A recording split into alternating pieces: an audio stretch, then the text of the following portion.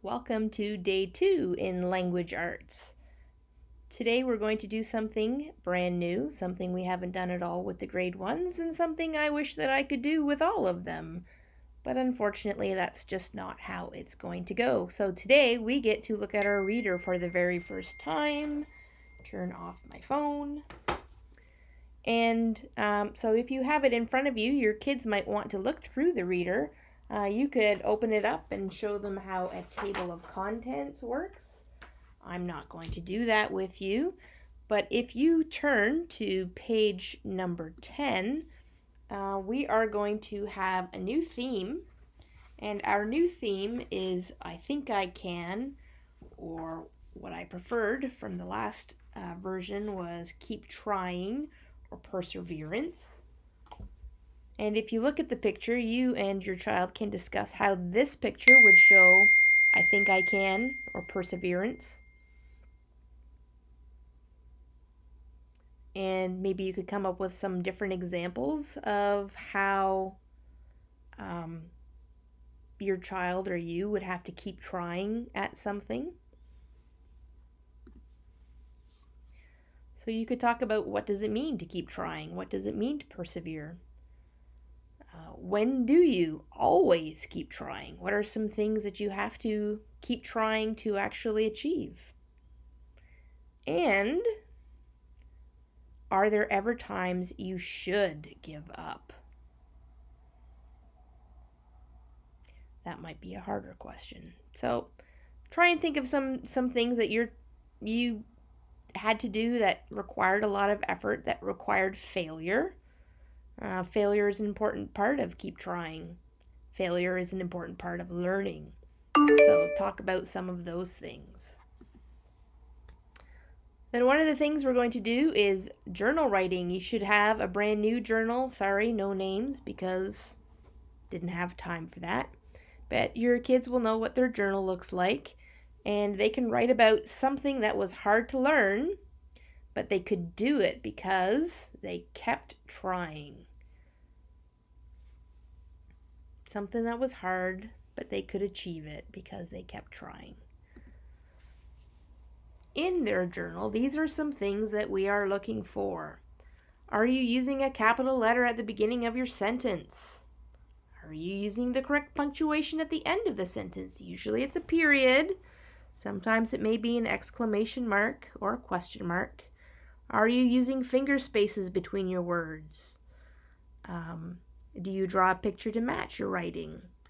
Does your writing actually answer the question that I've just asked? Are you sounding out your letters? And are you printing neatly?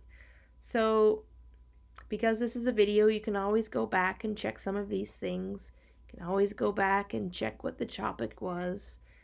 And then we're going to keep going.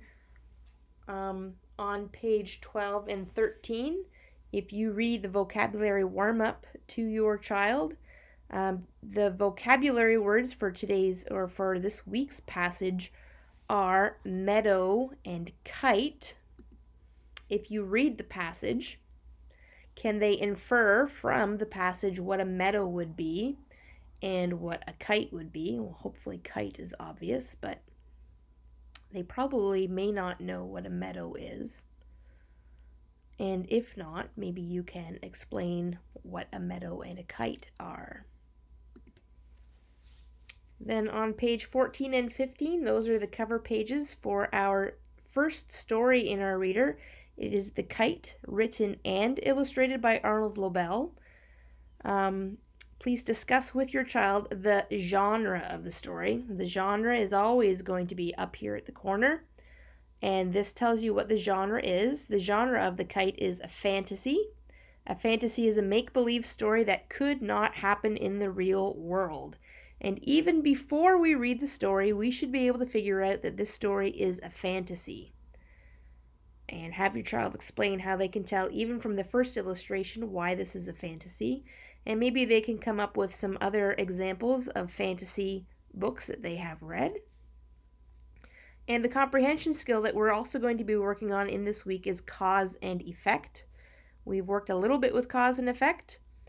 And as you read the story with your child, look for the causes of the events to help you understand what's happening. So you should be able to see some cause and effect in the story. And then I would like you to read the story to your child. If it's not you, older brother or sister, and stopping periodically to recap and guess what's coming next. This is not about reading yet. This is about enjoying the story and figuring out what's next. So it would be good not for them to read it, but have it read to them. The next thing we're going to do is work in our workbook, brand new workbook, pages 1 and 2. So this works on the sound that we learned yesterday. The picture was cow. The sound spelling is ow, spelled O-W. Then they read and write, and write the rhyming word to brown over here, and figure out which word matches with the picture. We are going to skip with the dictation for now. Then there's some reading. I will assign Epic to your child, and then they can either read more from Epic or they can go to RazKids and read. If you don't know how to log in, if you have an iPad, it should be on the iPad. If you have your own tablet, you can download RazKids. Or if you are working on a computer or laptop, you can go to razkids.com, go to Kids Login, and either on a tablet or a computer, you type in my name, Tjelsma, and then your child's classroom page will pop up. So that's it for today. If you get stuck with anything, you can always go back into the video and figure out what you have to do.